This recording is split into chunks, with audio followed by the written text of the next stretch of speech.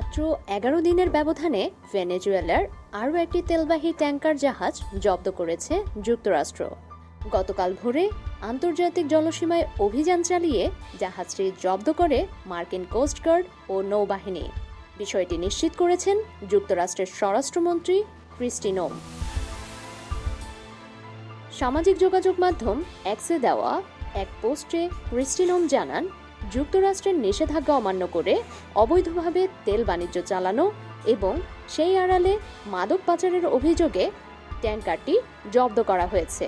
তার ভাষায়, নিষেধাজ্ঞা উপেক্ষা করে এ ধরনের কর্মকাণ্ড চালালে যুক্তরাষ্ট্র তা কঠোরভাবে দমন করবে।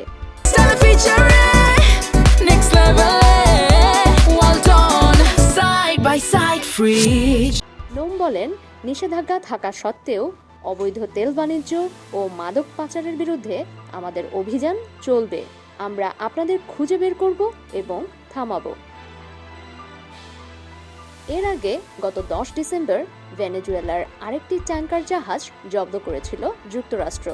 দ্বিতীয় মেয়াদে প্রেসিডেন্ট হিসেবে দায়িত্ব নেওয়ার পর ভেনেজুয়েলার উপর নিষেধাজ্ঞা আরও কঠোর করেছেন ডোনাল্ড ট্রাম্প।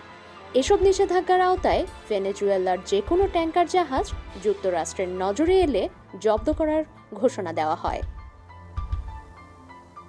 জাহাজ জব্দের ঘটনায় তীব্র প্রতিক্রিয়া জানিয়েছে ভেনেজুয়েলা সরকার। এক বিবৃতিতে দেশটির আন্তর্জাতিক জলসীমায় এই ঘটনাকে গুরুতর আন্তর্জাতিক জলদস্যুতা বলে উল্লেখ করে এর নিন্দা জানায়। ভেনেজুয়েলার দাবি, মার্কিন বাহিনী জাহাজটি জোরপূর্বক দখল করেছে এবং ক্রুদের সঙ্গে অমানবিক আচরণ করেছে। এ বিষয়ে রয়টার্স যুক্তরাষ্ট্রের কোস্টগার্ড ও প্রতিরক্ষা দপ্তর পেন্টাগনের সঙ্গে যোগাযোগ করলেও তারা কোনো মন্তব্য করতে রাজি হয়নি। তবে হোয়াইট হাউসের মুখপাত্র আন্না কেলি জানান, জব্দ করা ট্যাঙ্কারটি চোরাই তেল বহন করছিল এবং তা ভেনেজুয়েলার প্রেসিডেন্ট নিকোলাস মাদুরোর সরকারের অর্থ যোগানে ব্যবহৃত হচ্ছিল। ডেস্ক রিপোর্ট, সমকাল।